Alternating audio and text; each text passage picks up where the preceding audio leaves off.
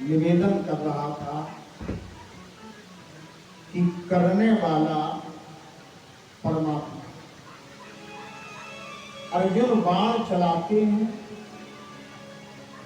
नेत्रों से अश्रु बहे,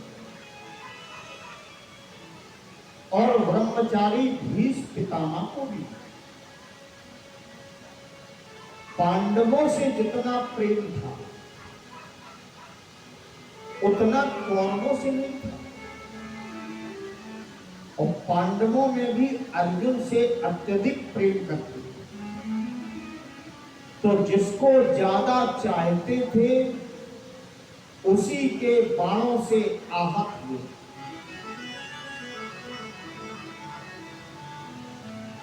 आज भगवान पांचों पांडवों को लेके राजधर्म, मोक्ष धर्म, वर्णाश्रम धर्म और स्त्री धर्म का सुंदर उपदेश ब्रह्मचारी भीष्म पितामह ने किया। जहां आवश्यकता समझी वहां समास, और जहां आवश्यकता समझी वहां व्यास शैली में उपदेश किया। कई बार आपने इस प्रसंग को विस्तार से सुना।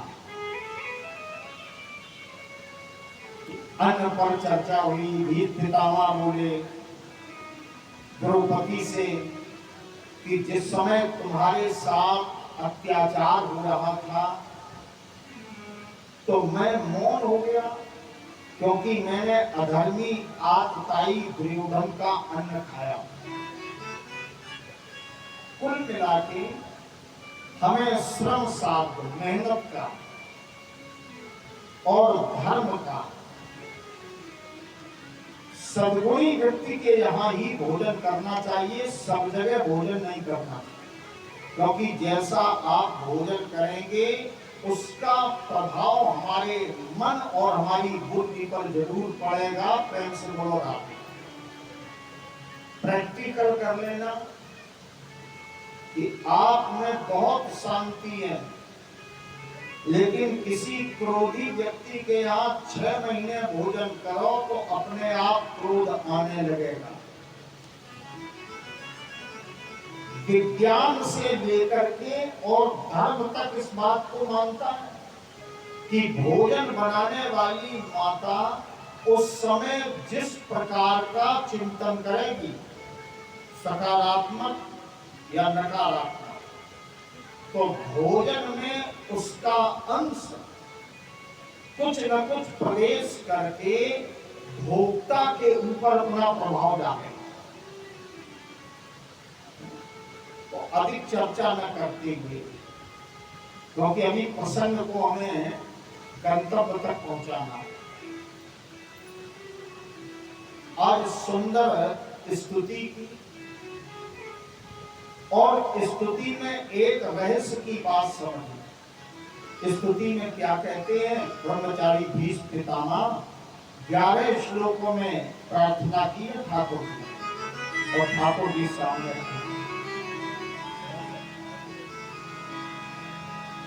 इति मति कल्पता वितृष्णा। केवल एक बात मांगी कि गोविंद मेरी बुद्धि आपके चरणों की चेरी हो जाए। मति माने बुद्धि।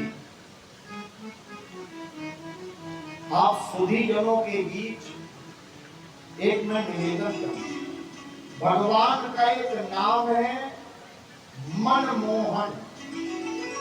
नाम है, थोड़ा सा मन लगाइए और मन को ठाकुर जी अपने आप मोह लेंगे, अपने कब्जे में ले लेंगे। मनमोहन है। वृंदावन जाइए और दर्शन कीजिए तो पर्दा गिरता है, फिर भी एक बार मन होता है कि एक बार और एक झलक देख लें। अगर वहां से हटाया न जाए तो कोई हटाएगा, क्योंकि मन को मोह लिया। नाम ही है मनमोहन। अच्छा, भगवान का एक नाम और है चित चोर। अगर मौका देखा मेरे गोविंद ने तो चित्त भी चुरा लेते हैं। तो मन मोह लिया और चित्त चुरा लिया। मैं आपको भीष्म पितामह की प्रार्थना का सार समझा रहा हूं। मेरा मन भी मोह लिया, क्योंकि युद्ध के मैदान में जिस समय श्वेत वस्त्रों से अलंकृत घोड़ों के टापों की उठी हुई धूल तुम्हारे मुखमंडल का श्रृंगार करती थी, तो गोविंद मेरा मन तो उसी समय मोहित हो गया।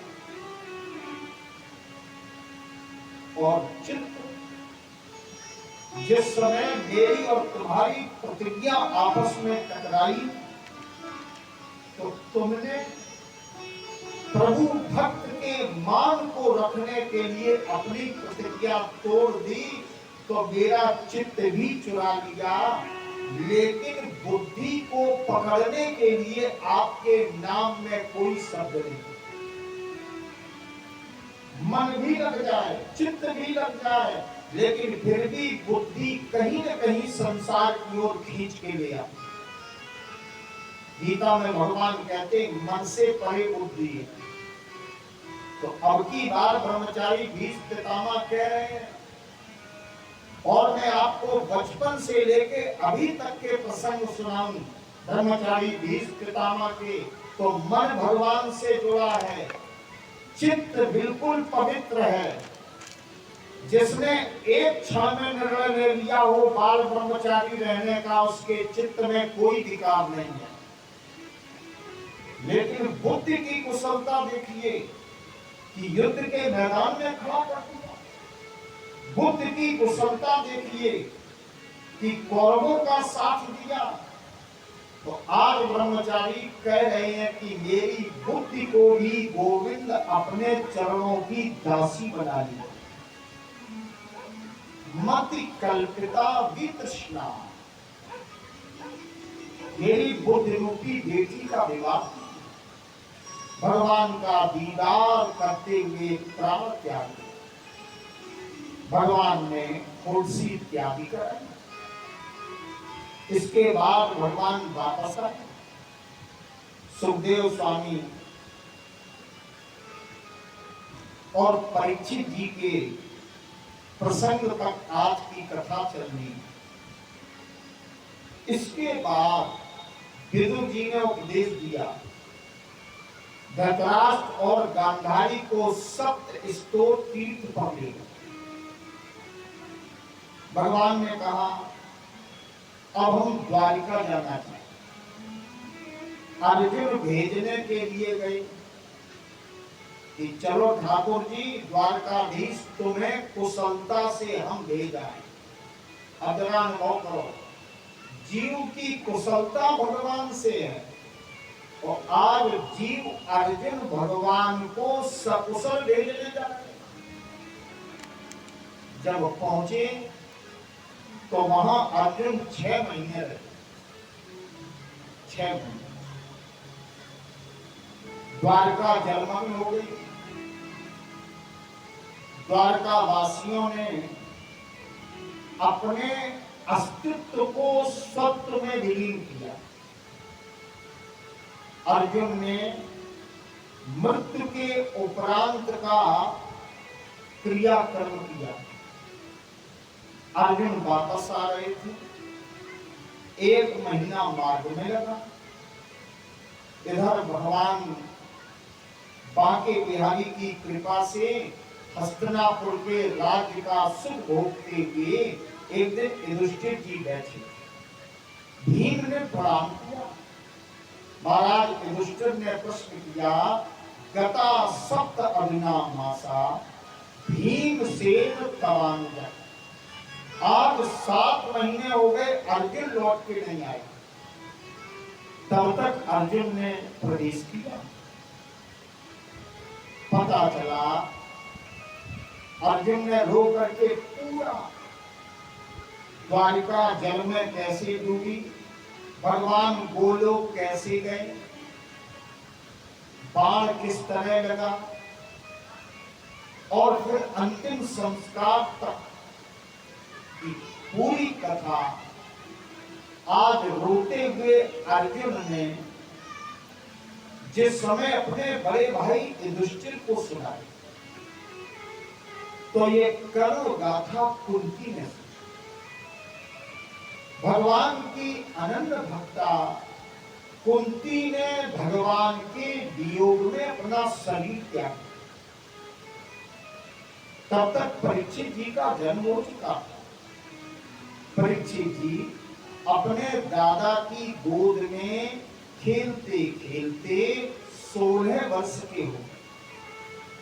मैं एक निवेदन करूं, नवजात शिशु को जिस प्रकार की गोद मिलती है, नवजात शिशु में उसी प्रकार का बोध भी आता है। प्रेम से बोलो राधे। इसलिए माताओं से विशेष निवेदन है कि नवजात शिशु को जिस समय गोद में लें, उस समय भारतीय संस्कृति और भारतीयता का उन्हें बोध जरूर कराएं।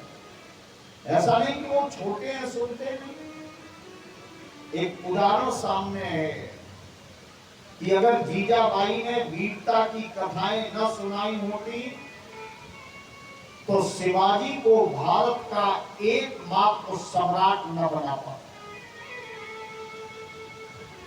अगर अर्जुन ने अपनी पत्नी सुभद्रा को वीरता और चक्रव्यूह तोड़ने की कथा न सुनाई होती तो गर्भ में बैठे हुए अभिमन्यु को चक्रव्यूह तोड़ने की विद्या का ज्ञान ना होता। अरे ये तो मनुष्यों की बात है। हमारी भारत की भूमि के तोते भी अगर किसी आश्रम में रहते हैं तो वे भी वेदों के मंत्र बोलते हैं। जाबाल ऋषि के आश्रम में रहने वाला वैशंपायन नाम का तोता वेदों के मंत्र बोलता है। तो वातावरण अच्छा देना था, अच्छा वातावरण था तो परीक्षित जी में सारे सद्गुण। इधर कलयुग ने प्रवेश किया। जिस दिन महाराज परीक्षित जी का जन्म हुआ उसी दिन कलयुग भी आ गया। आज युधिष्ठिर जी को बड़ा दुख हुआ कि अब तो सब सुनना हो गया। माता ने भी प्राण त्याग दिए, अंतिम संस्कार किया कुंती का और उत्तराखंड की यात्रा,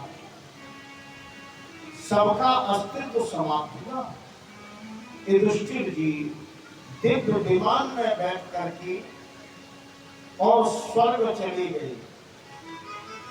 और मैं एक बात का खंडन करूं कि युधिष्ठिर जी के साथ में धर्म कुत्ते के रूप में चल रहा था, इस बात को भूल जाइए। प्रेम से बोलो राधे राधे। क्योंकि ये परंपरागत बातें हैं। श्रीमद् भागवत महापुराण में लिखा नहीं है, हम भी बोल देते थे पहले, लेकिन जब अनुशीलन किया, इसको पढ़ा तो एक शब्द नहीं है। फिर हमने विचार किया कि अगर हम ही लोग धर्म को स्वान बना देंगे तो फिर धर्म की रक्षा कौन करेगा? क्या हमारा भारतीय सनातन धर्म स्वान बनने के योग्य है? अरे थोड़ा तो विचार किया होता। तो जानी तभी जीव जब जागा, जब जानो तभी सब। और भागवत में श्लोक भी नहीं। युधिष्ठिर जी ने शरीर यात्रा। अब परीक्षित जी राजा बने और जब राजा बने भरतवंशी राजा परीक्षित, तो इन्होंने उत्तर की पुत्री इरावती से अपना विवाह संपन्न। परीक्षित जी से 4 पुत्र हुए। जन्मेजय, कौन कौन पुत्र हुए नाम सुन ले। एक का तो सभी लोग जानते हैं, जन्मेजय। दूसरे का नाम श्रुतसेन, तीसरे का नाम भीमसेन। पांडव वाले भीमसेन मत मानिए, भीमसेन और चौथे का नाम उग्रसेन। परीक्षित जी के 4 पुत्र पैदा। पुष्कर नाम की दक्षिणा देकर कृपाचार्य को आचार्य बनाकर गंगा के किनारे 3 अश्वमेध यज्ञ प्रजा का पालन पुत्र की तरह करते थे। और जहां जहां परीक्षित जी दिग्विजय करने के लिए जाते तो परीक्षित जी के वंश की महिमा इन्हें सुनने को मिलती। जहां जाते वहां अपने बाबा, अपने पिता और अपने दादा की प्रशंसा सुनने को मिलती। तो परीक्षित जी बड़े प्रसन्न होते। कथा से एक शिक्षा ले, पूर्वजों को भी वो काम करने चाहिए जिससे उनकी आने वाली पीढ़ी का कहीं भी सिर झुकने न पाए। ये धर्म प्यारे बड़ों का भी है। तो प्रेम से प्रसन्न हो जाते। अरे परीक्षित, तुम उस वंश के राजा हो, तुम्हारे बाबा का जो रथ था वो 3 लोक के ठाकुर ने हमारा तो परीक्षित प्रसन्न। दिग्विजय करते करते आज परीक्षित जी का रथ पूर्व दिशा की ओर बहने वाली सरस्वती के पावन कुंड पर मध्याह्न काल का समय धर्म रूपी बैल धरती रूपी गौ से बात कर रहा। इसी में काला काला पुरुष आया, सोने का मुकुट बांधे, और ये धर्म रूपी बैल एक पांव पर खड़ा। देखो, धर्म के 4 पांव होते हैं, सत्य, दान, दया और पवित्र। कलियुग में 3 टूट जाते हैं और सत्य कभी नष्ट नहीं होता। इसलिए सत्य के पांव पर खड़ा। कलियुग उसी पर चोट करने लगा। भरतवंशी राजा परीक्षित ने मेघ के समान गंभीर गर्जना और कहा, मैं तेरा वध करूंगा। तू कौन? तत्काल हार गया। चरणों पकड़ लिए और कहता है कि महाराज, आपके राज्य में आए हुए मुझे 30 वर्ष हो गए, लेकिन रहने को स्थान नहीं मिला। तो इसने स्तुति की, प्रार्थना। और परीक्षित जी ने कहा, तू तो बड़ा क्रूर है। कलियुग क्रूर युग है। कुटिला कलह प्रिया। कलियुग कुटिल है, इसमें दया धीरे धीरे कम हो जाती है।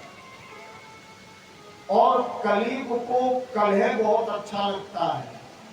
प्रेम से बोलो राधे राधे। कलह अच्छा। परीक्षित जी बोले, वध करेंगे। कलियुग बोला, मुझ में विशेषताएं भी।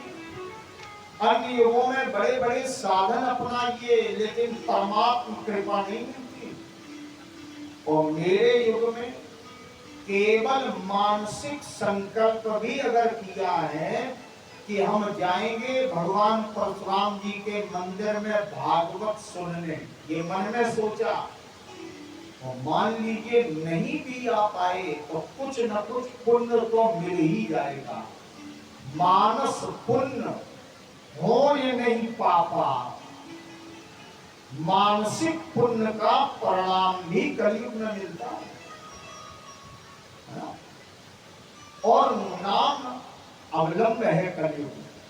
केवल नाम का आश्रय ले लीजिए, भवसागर से पार होगा। तो परीक्षित जी बोले, तो फिर बने रहो। अब कलयुग ने स्थान मांगे और व्यास जी भागवत के पावन प्रसंग में बढ़े।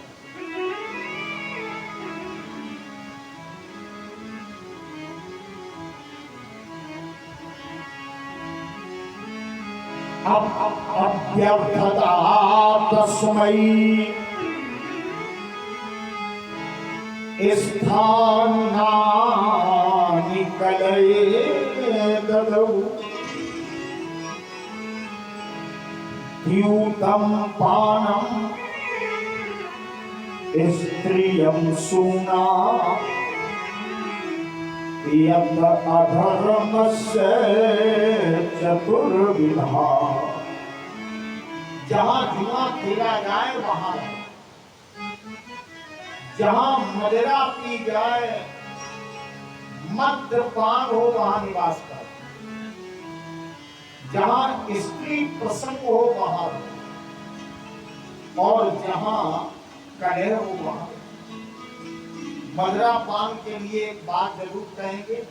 मनुस्मृति में मनु महाराज ने एक बात कही, ब्राह्मण क्षत्रिय वैश्य धोखे में अगर एक बूंद पी ले तो 100 बार भी जनेऊ कराया जाए तो भी वो अपने समूह में बैठने का अधिकारी नहीं होता।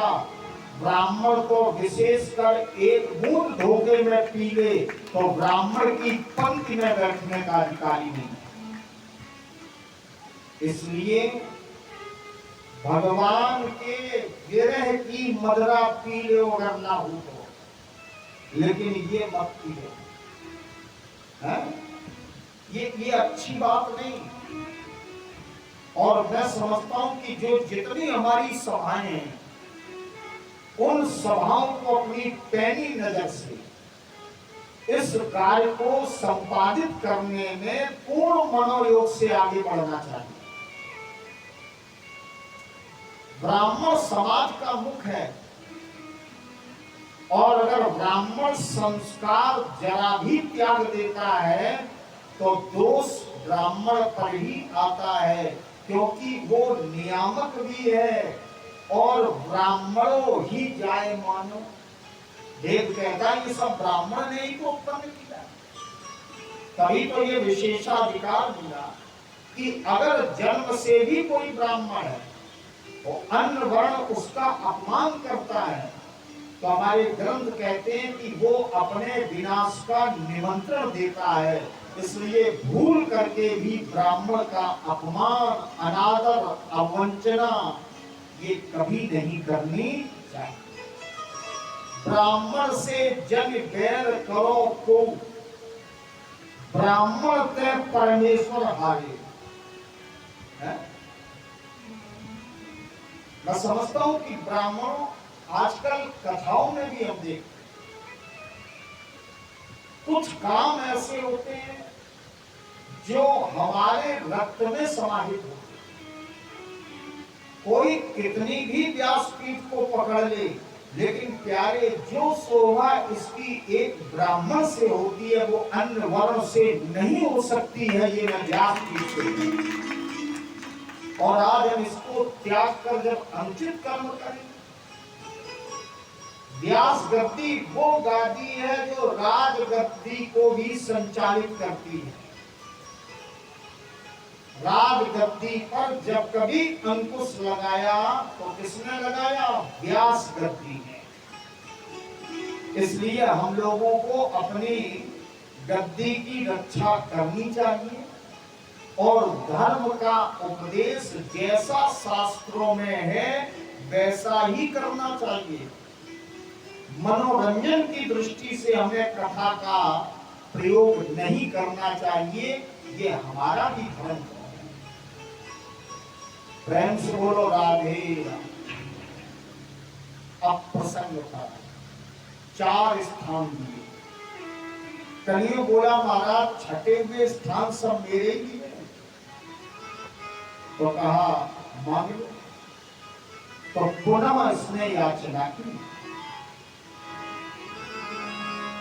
पुनश्च याचमानाय जात रूपम दात्म प्रभु। और जब पुनः याचना की तो कहा जाओ स्वर्ण में, सोने में तुम्हारा निवास,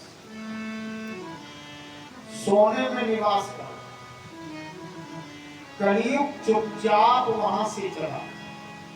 देखिए आपको एक बात बताएं, 14 वर्ष तो 14 में कम से कम 10 या 12 वर्ष तो कथा ठाकुर जी ने हमारी द्वारा कराई।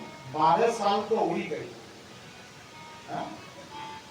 और हर कथा में हमने ये कहा कि कलियुग को परीक्षित जी ने जब स्थान दिया तो कहा जाओ सोने में तुम्हारा निवास। लेकिन आज तक किसी ने गादी पे एक जंजीर नहीं फेंकी कि इसमें कलयुग रहता है तो लाओ यही फेंक। व्यासी जी को कहते हैं ये कलयुग नहीं किया। क्यों? मैं आपसे एक चर्चा, प्रत्येक स्वर्ण में प्रत्येक सोने में कलयुग नहीं रहता, क्योंकि ये आपकी श्रम साध्य है, मेहनत से आपने अर्जन किया है इसका, तो इसमें कलयुग नहीं है, तभी तो अपने से अलग नहीं किया इसको। लेकिन बिना मेहनत के छल से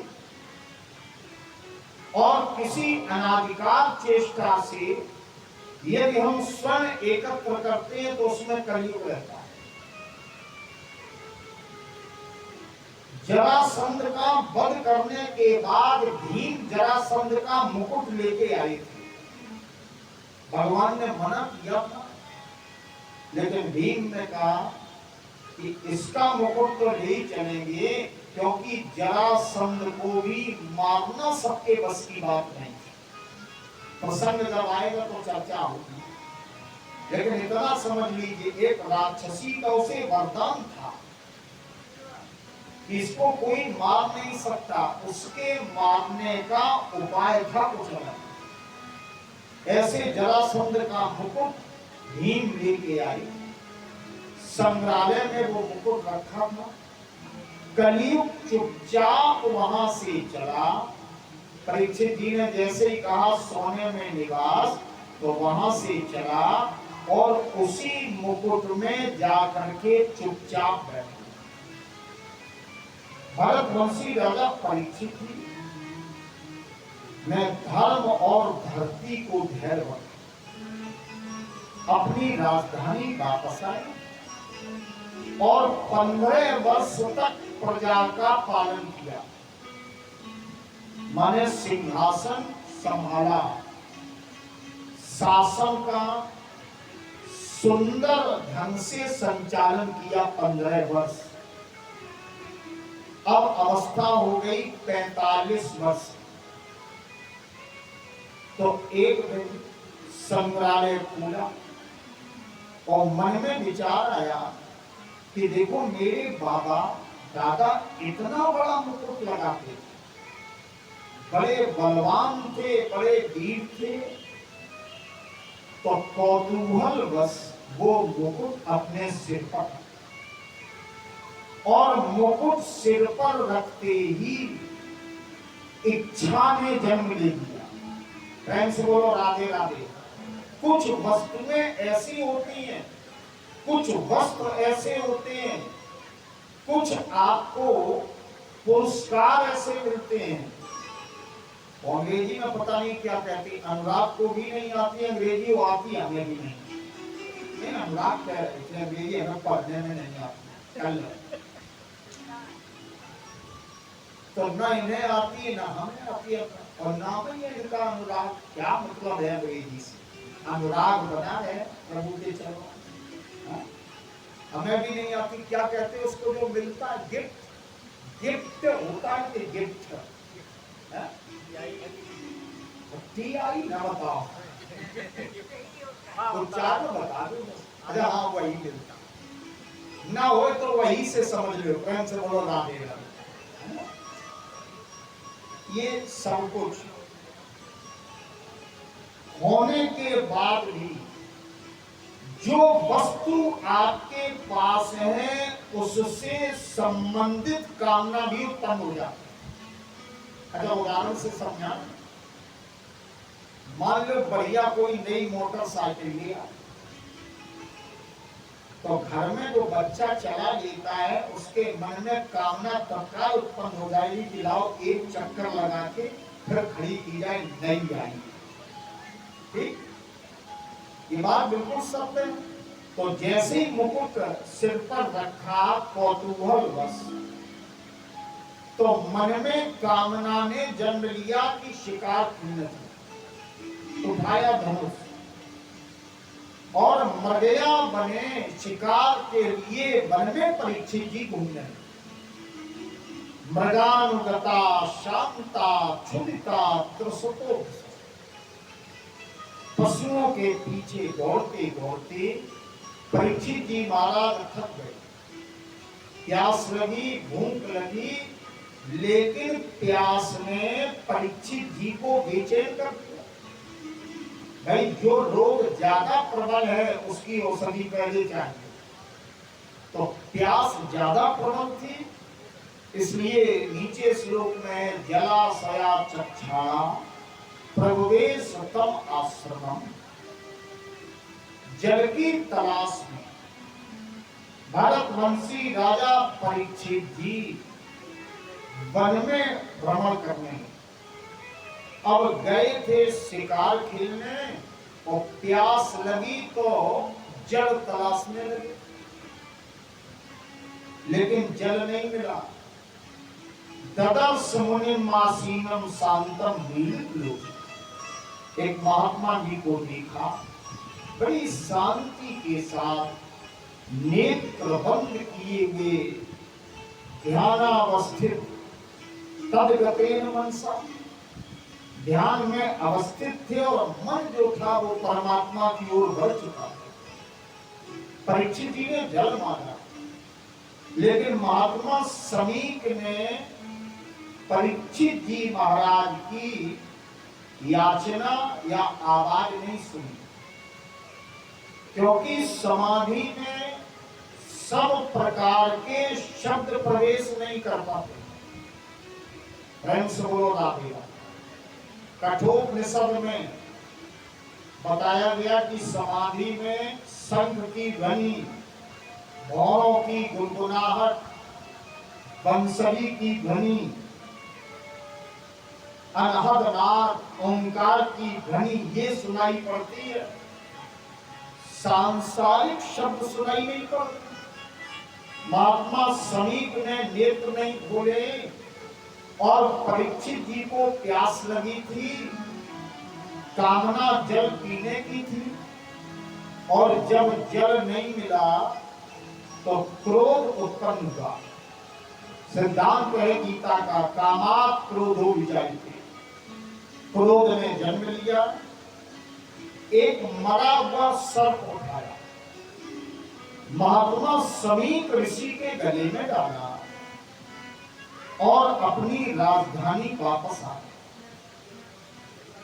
समीप ऋषि के पुत्र श्रृंगी को मुनि कुमारों ने बताया कि तुम्हारे पिता के गले में एक मरा हुआ सर्प किसी राजा ने डाल दिया। पिता का अपमान, संत जनों का अपमान, आश्रम की मर्यादा का स्मरण करते हुए समीप ऋषि के पुत्र श्रृंगी ने कौशिकी नदी से जल लिया और जल को पृथ्वी पर क्रोध में पटकते हुए कहा, जिस कुलंगार राजा ने आश्रम की मर्यादा तोड़ी, जिसको ये ज्ञान नहीं कि साधु संत महापुरुषों के साथ किस प्रकार का व्यवहार करना चाहिए, मैं शाप देता हूं कि 7वें दिन उसे तक्षक काटेगा और उसकी मृत्यु होगी। इस कथा से चिंतन करें। इस शाप के कारण परीक्षित जी की 6 दिन की जिंदगी की गारंटी तो क्लियर हो गई। आप अनुभव करें, ये शाप जो बालक ने दिया, अब ये तो निश्चित हो गया कि परीक्षित जी को 6 दिन नहीं मरना है, 7वें दिन मरना। तो 6 दिन का गारंटी कार्ड तो मिल गया कि तुम्हारी मृत्यु नहीं होगी, लेकिन प्यारे हम लोगों के तो 1 मिनट का गारंटी कार्ड नहीं है। तो हमें कथा परीक्षित से भी सहस्त्र गुना अधिक मन लगाकर सुननी चाहिए, क्योंकि वहां तो गारंटी है और यहां कोई गारंटी नहीं है। उजाले प्रभु की यादों के अपने साथ रहने दो, जब मौका मिले तब भगवान को याद करो। उजाले प्रभु की यादों के अपने साथ रहने दो, न जाने किस गली में जिंदगी की शाम हो जाए, जीवन कब समाप्त हो जाए किसी को पता। और मरने से डरना क्या। अच्छा, ये तो लखनऊ की अपनी संस्कृति भी है। लखनऊ की संस्कृति कई भाषाओं को अपने में समेटे रहती है, इसीलिए तो इसका महत्व अलग है। तो क्रम में दूसरा भी सुन लीजिए। पसीना मौत का माथे पे आया आईना लाओ। पसीना मौत का माथे पे आया आईना लाओ, क्योंकि हम अपनी जिंदगी की आखिरी तस्वीर देखें। कम से कम आईना से देख तो लो जीवन में क्या किया है। समाज जब चरित्र का आईना उठाएगा तो आपकी तस्वीर दिखेगी कि नहीं दिखेगी। कहीं ऐसा तो नहीं कि मलिन हो जाए मेरे ही आचरण से, इसका सदा सर्वदा ध्यान रखना। भरतवंशी राजा परीक्षित जी को शाप मिला और उधर जैसे ही मुकुट हटाया तो आंखें खुल गई, बड़ा पश्चाताप और कहा अपने वंश में मैं इतना कुलंगा कि मैंने अपने पवित्र वंश में कलंक लगा। अगर जल नहीं मिला था तो प्राण चले जाते, शरीर नष्ट होता, लेकिन धर्म तो बचता। लेकिन अब क्या, आज बड़े दुखी हुए और कहते हैं दो प्रकार के बंधन मनुष्य से अपराध कराते हैं। एक तो देह का बंधन, शरीर का, और दूसरे देह का बंधन, घर का, माने देहासक्ति और गेहासक्ति। इन दो बंधनों को जो काट लेता है वो मुक्त हो जाता है। अब मुझे सब त्याग लेना चाहिए। बड़े पुत्र को राज दे दिया और भरतवंशी राजा परीक्षित भगवती गंगा के दक्षिणी किनारे पर उत्तर की ओर मुख करके बैठे। देखो, वैराग्य कभी प्लानिंग से नहीं आता, और जब आता है तो अचानक आता है।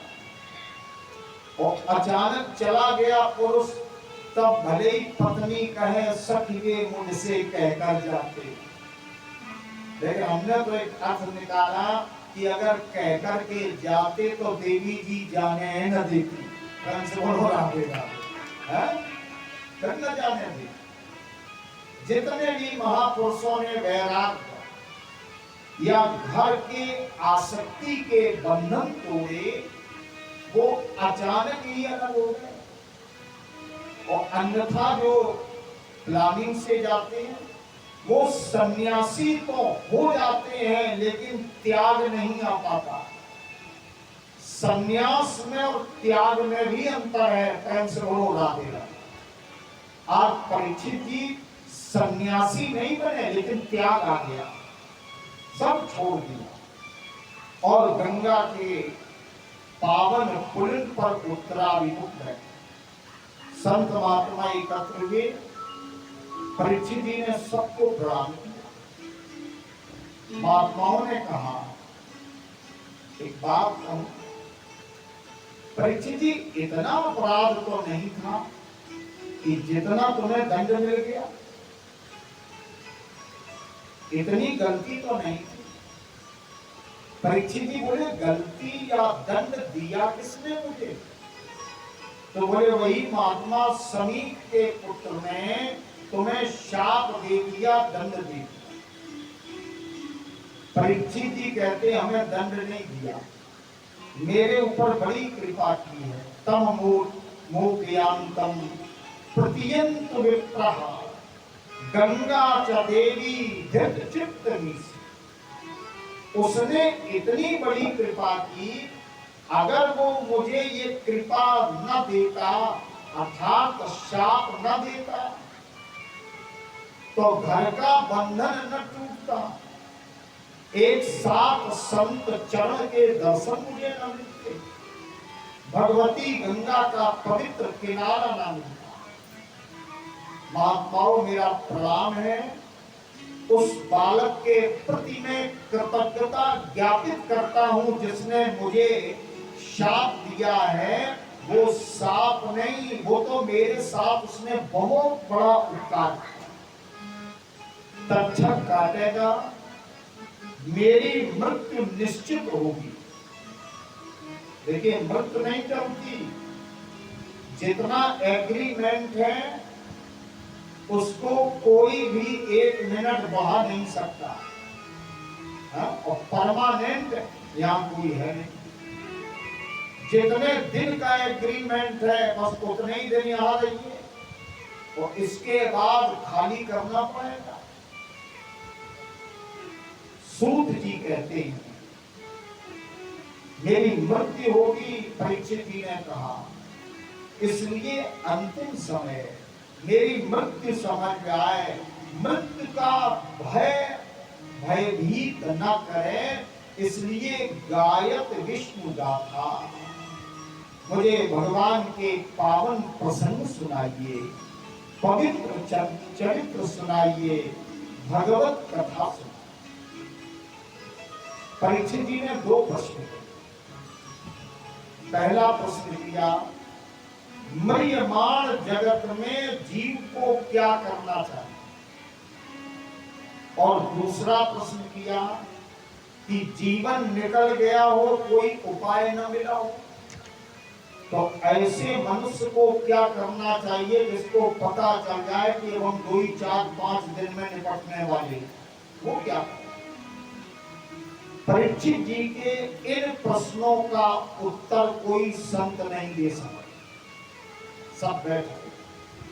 तब पूर्व की दिशा से अवधूत संत वेद व्यास जी महाराज के पुत्र भगवान सुखदेव जी महाराज पधारे हैं। सुखदेव जी का जन्म देवी भागवत में अलग प्रकार से अरणी देवी से उत्पन्न है सुखदेव जी। और सुखदेव जी महाराज भगवान शंकर की तपस्या जब वेद व्यास जी ने की, तब शंकर की कृपा से ये बालक वेद व्यास जी को प्राप्त सुखदेव जी। ऐसे शुक्राचार्य जी महाराज पधारे तो सब खड़े हो। अच्छा, आप एक बात सोचें, सुखदेव जी महाराज के पिता व्यास जी वहीं पहले से उपस्थित, और व्यास जी के पिता पाराशर वहीं उपस्थित, और पाराशर के पिताजी उपस्थित, और भृगु आदि महात्मा सब उपस्थित। लेकिन सुखदेव जी के बिना परीक्षित जी के प्रश्न का उत्तर किसी ने नहीं दिया, क्योंकि सामान्य पुरुष कोई प्रश्न करे तो कोई भी उत्तर दे सकता है, लेकिन प्रश्न करने वाले का भी अपना महत्व होता है। सामान्य व्यक्ति प्रश्न कर दे और यही कह दे, उत्तर देने वाला नहीं आता तो भाई ऐसा है कि 2 दिन रुको, बहुत बिजी है, कराना किसी दिन बता देंगे। लेकिन अब प्रश्न करने वाला ऐसा दिव्य पुरुष है जिसको गर्भ में परमात्मा के विराट स्वरूप का दर्शन, उसको कथा कौन सुनाए? तो सुखदेव जी आज पधारे। एक बात मेरे चिंतन में आई, आज तक किसी कमल ने क्या भौवे को बुलाया? कमल बोला हो कि अब हम खिल गए हैं, हे भ्रमर आइए मेरे पास। क्या कहता है कमल? कमल कहता नहीं है, लेकिन कमल जब खिल जाता है तो कमल का सौंदर्य और उसके भीतर के पराग की पात्रता को देख करके भौरा अपने आप चला आता है, रस लेता है, सूर्य डूबने लगता है तो कमल संकेत भी करता है भाग जाओ, रात्रि भविष्यति, रात जाएगी सवेरा होगा। भौरा सोचने लगता है और कमल कहता है देखो अब पंखुड़ियां बंद होने वाली है, तुम भाग जाओ। बुलाता नहीं है, लेकिन भौरे की रक्षा के लिए कमल संकेत करता है। आज तक किसी कमल ने कोई मिसकाल नहीं दी भौरे को। प्रेम से बोलो राधे राधे। बड़ी गंभीरता से सुना तो थोड़ा हल्के हो जाएंगे। आज तक किसी भी कमल ने संदेश, जिसको एसएमएस कहा, नहीं भेजा कि आइए अब पराग आ गया है, ये खिल गया। लेकिन कमल की पात्रता ऐसी होती है कि भौरा चला आता है। प्यारे, जिस दिन अपने अपने हृदय कमल में पात्रता बना लोगे तो वो गोविंद रूपी भौरा अपने आप आ जाएगा, उसको बुलाने की आवश्यकता नहीं पड़ेगी।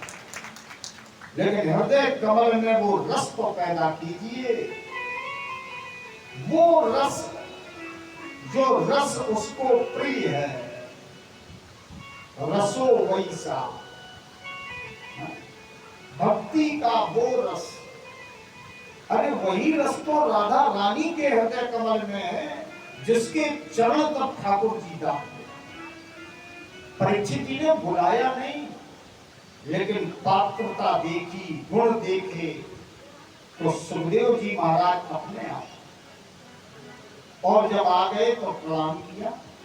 और परीक्षित जी ने आते ही आते प्रश्न कर दिया, क्योंकि गोदोहन समय से अधिक सुखदेव जी एक स्थान पर नहीं हुए। अब देखो भाई, कथा का बढ़िया प्रसंग है। गंगा का किनारा, सुखदेव महाराज भी पधार गए, संत जन भी एकत्र हैं, परीक्षित जी विराजमान हैं, और भारत की धरती को सस्य श्यामल बनाने वाली भगवान शंकर के जटाओं की सुंदरता, भगवान विष्णु के चरण का वो चरणोदक, और हिमालय के सुंदर शिखरों का सुस्वाद लेती हुई हम सबके जीवन में पापों का शमन करने के लिए भगवती गंगा है। तो आज की कथा गंगा को यही गंगा जी के पवित्र किनारे पर मिला देते हैं। कथा की गंगा और वो गंगा दोनों मिलाते हैं, और इसी प्रसंग पर आज की कथा को पड़ाव देते हैं।